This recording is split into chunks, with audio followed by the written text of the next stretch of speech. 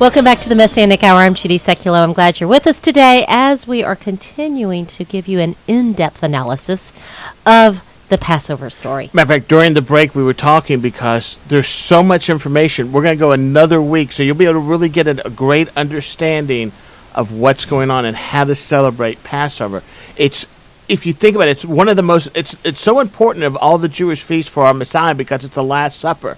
And, Judy, you've heard people, you grew up in the church, and I've heard people say this, if Jesus did it, I'm going to do it. Well, boy, did he do this. 3 times it's mentioned in the New Testament, and we see it time and time again. It's so important. And even the disciples afterwards, Paul wanted to make sure that he got back to Jerusalem in time for the Passover. This is an important feast. All the feasts are important, but this one plays a very unique role as we really see our Messiah being represented in it. And so that's why we're not just kind of covering it over. If you want a full, details on this, again, rabbiscott.com. We've had some great teachings on it.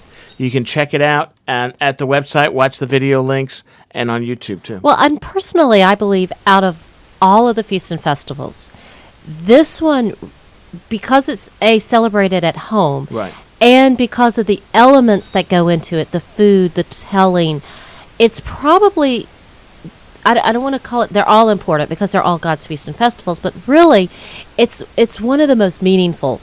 Right, I agree. One, because you really see the symbolism. It was an eye-opening experience for you. You said you didn't understand communion until you understood the Passover.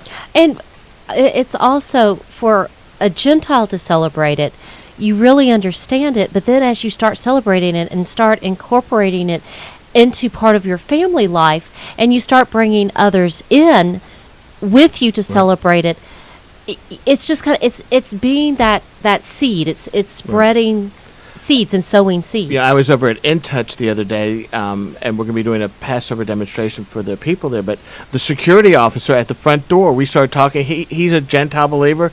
He celebrates Passover every year with his family. So we're seeing more and more of the believers celebrating this feast, and that's why it's so important that we're doing these teachings. And that's how you become a witness. Right.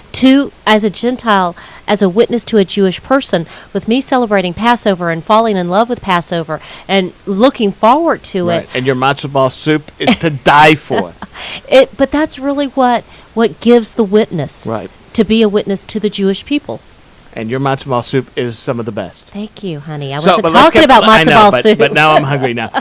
Let's get back to this because I left him at a teaser. Yes, you did. We have the Israelites and those righteous Gentiles leaving Egypt. They leave with silver and gold just as God had promised them. All their stuff's on their back, and they're heading out into the wilderness. Not enough food. As you said, bread, not enough time to rise. And here we go out, and they run into some very interesting things. And that is that while they're there, God says, you know what, I'm going to take you the long way. He takes them this way. The Egyptians are following them. They come up to the Red Sea, and what happens? There's no bridge, right? Someone forgot to build a bridge, and they're there, and they're thinking they're going to die, and the Egyptians, who are the best-known army in the world, are right behind them. We know this story. The pillar of fire comes and separates them. The waters part, and the land instantly becomes dry. Very key point. There's a crossover. This is literally a mikvah, a water immersion of the entire group. They're on one side of the water, they're slaves. On the other side, they're about to be free. So they cross over, no problems, right? Now, all of a sudden, here comes the Egyptians, and the water comes down on them and wipes out the best army in the world. But what happens next is really interesting. What starts coming up on the shores of the Red Sea? Sure enough, the weapons. So now this group is of nomads. The Israelites now have the armor of the best army in the world. Now no one's going to want to mess with them, as we see what happens as they're prepared. So even God gives them the weapons that they need to go into this situation. It's a beautiful picture of how we all see this all coming together. As we continue along with the story, it's interesting to note that in the story of Passover, and we'll be going over this more next week as well, there are certain elements that you have to celebrate, we use for the Passover Seder. One of them is 3 things that God told us to do. Matter of fact, it's interesting because in our Haggadah and even in traditional Haggadahs, it says Rabbi Gamaliel. Now, Rabbi Gamaliel was the great prominent rabbi at the time of Yeshua. Matter of fact, he was considered the rabbi of rabbis. If you were one of his Talmudim, one of his disciples, you were considered one of the top groups. It's the Harvard or Yale of the rabbinic community. And he tells his students, it says, when remembering this, that we whoever does not explain these three symbols of Passover has not fulfilled his duty. They are the Passover lamb, the matzah, and the morah, the bitter herbs. Those are the three things God tells us to do. The rest of the elements that we're going to talk about were all added in by the rabbis, but they all point to great things that God has done. Interesting note here, Rabbi Saul, or the Apostle Paul, is one of his students, as we've talked about before on the show. So we really see this as a very interesting, because now we have historical proof outside of the scripture that deals with this time period and these people and situations that are taking place. So we go through and we have to remember the Passover lamb. And what I want to do for probably the rest of the show, because again, it's so much information here, I want to look at a very interesting scripture. We're going to deal with the lamb first. The scripture tells us in Exodus chapter 12, verses 3 through 7, it says, on the 10th day of this month, the 10th month of Adar. Nisan, I'm sorry, thank you. We just came out of Adar. Yes, we just came out of Adar. Of Nisan, each man is to take a lamb or for his family, one per household.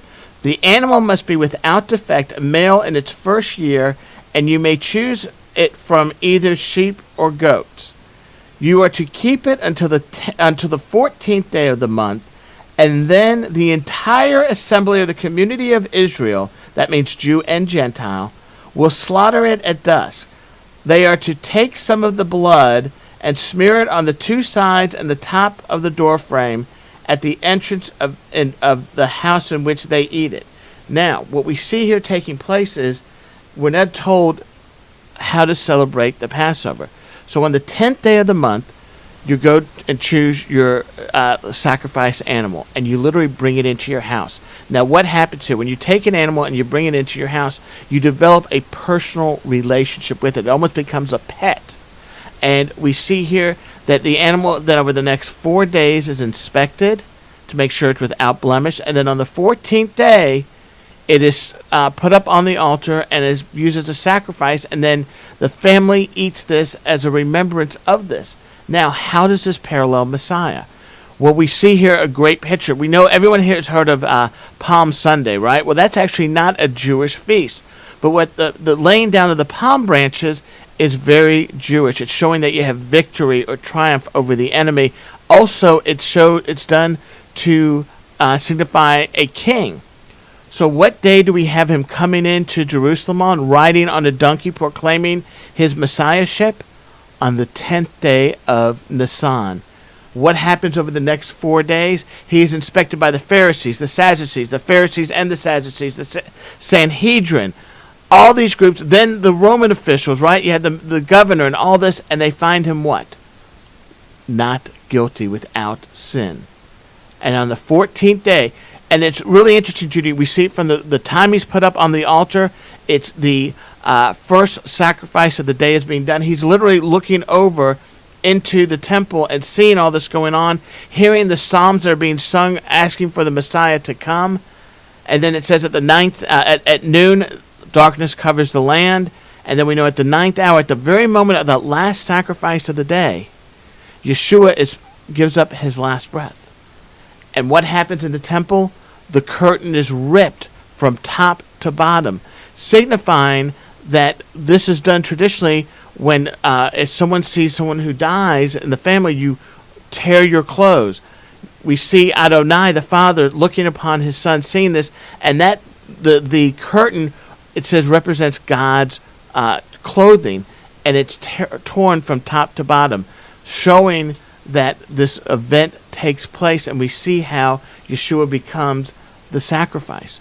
Judy, next week we're going to look about the resurrection, how that fulfills another feast, and how these also, there were events, 4 major events that were leading up to this, starting in the year 40 A.D. that showed the king, the rabbis, that the time of the temple was coming to an end. But until next week, this is Rabbi Scott And Judy. saying shalom and pray for the peace of Jerusalem.